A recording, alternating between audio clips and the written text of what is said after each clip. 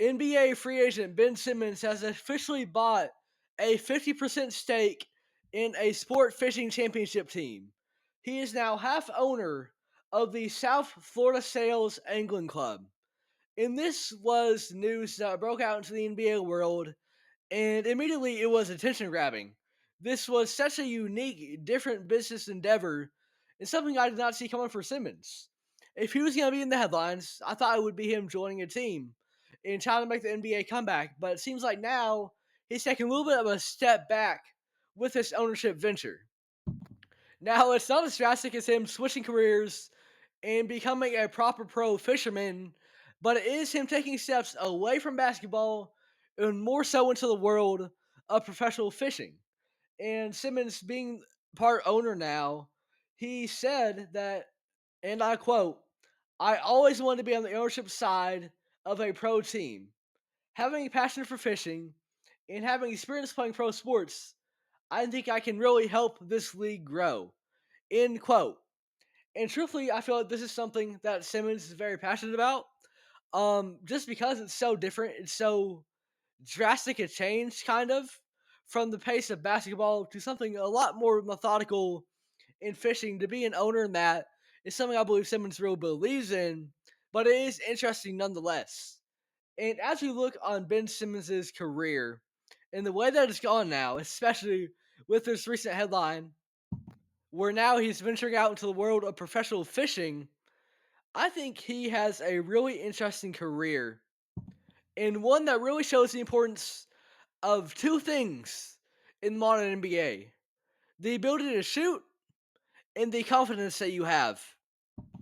Going back to the beginning here, Ben Simmons was a highly touted prospect. He was somebody that, with his size and his passing ability, he was really unique. And he got comparisons to guys like Magic Johnson for being this tall passer, this point forward, if you will. And we talk a lot about unicorns in the modern NBA. I feel like that's kind of what he was in a sense. You know, the modern unicorn is like the Kristaps Porzingis, the Wemby's of the world. These tall, lanky guys that can dribble and do a little bit of everything. But before that, we had guys like Ben Simmons, who were these very tall guys, not quite to the same extent, but they ran point guard. Even with LaMelo Ball and Kay Cunningham, you kind of see that now. But for Simmons, very unique prospect. Weren't a lot of guys to compare him to, but he was so good, so highly touted. We thought this guy's having so much potential that he got Magic Johnson comparisons. And was that ever going to be realistic to reach? Maybe not. But in terms of his play style, that was the comp for him. And the thing about Ben Simmons was this as a player: he was an incredibly gifted passer, he was an incredibly gifted defender. He could do a lot of things right for a team, but the one thing that he could not do was shoot the ball. And as the guy who was given the rock so often for the Philadelphia 76ers, you need to be able to shoot the ball in the modern NBA. And that was the first downfall of Ben Simmons. You see, I think he came in at the wrong time.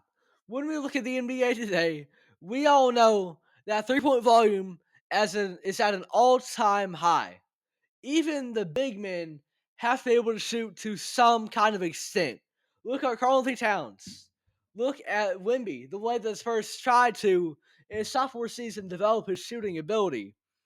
That's just how the NBA is nowadays. Even positions you would not typically think of as needing to be shooters, the game has evolved to which that is something that we look for now in prospects. And Ben Simmons, he did not change with the times. Shooting is more important, of course, for the guys in the backcourt. If it has already been expanded upon for the big men, just imagine how much it has been expanded on for the guys in the backcourt. The point guards, the shooting guards. These guys really have to shoot, you know? That's just the way the game is now. If you don't have a jumper, it's going to be hard to stay in the league. Look at somebody like Russell Westbrook, his recent career trajectory, really since joining the Lakers. And that is where, for the first time, we really saw his weaknesses as a player really come to light in the way that in the modern NBA, he just did not fit with the squad, and that's continually been the case, and his role has consistently diminished ever since. Ben Simmons, he never got that jumper together. And so even though he was a good defender, even though he was a very talented passer, that didn't matter when you were the point guard of a Sixers team that was looking to compete with you as a cornerstone of it. Ben Simmons just never developed that jumper, and that was the first problem with him in the modern NBA in terms of what happened and how he went from being an all-star to being a free agent and now being a part owner of a pro fishing team. And then the other one is confidence, because there is a huge mental aspect to the game of basketball. Everybody in the league is very, very talented, but to set yourself apart, you have to be confident in your abilities, to be confident that you are that guy and that you can contribute to winning. And towards the end of Ben Simmons' Philly tenure, that did not happen. That was not the case. You have the infamous play against the Atlanta Hawks in the postseason in which he passes up a wide open shot at the rim. And then that whole series against Atlanta, he was consistently not taking shots in the fourth quarter. And that's when the team needed him most. In the final period, trying to put the game away. And Ben Simmons, what did he do? He did not show up. And then, of course, upon his departure from the 76ers, he never got back to that same level that he once was. And you have to wonder if that transaction really was another hit to his confidence. You had the playoff moment, and then you had him leaving the Sixers.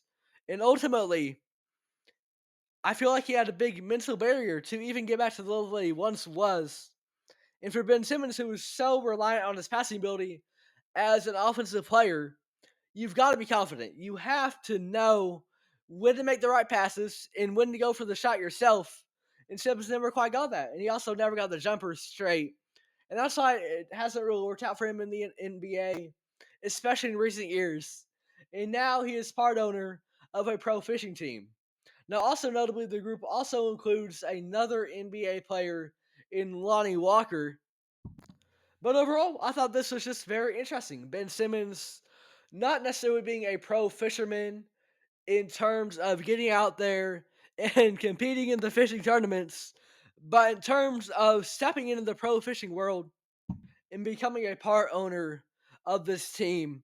I just find that very, very interesting. It was huge NBA news just for how outlandish it seemed at first, but Simmons has a love, he has a passion for it. And ultimately, recently, things in the NBA have not gone to what they perhaps were expected to when he was initially a highly touted prospect.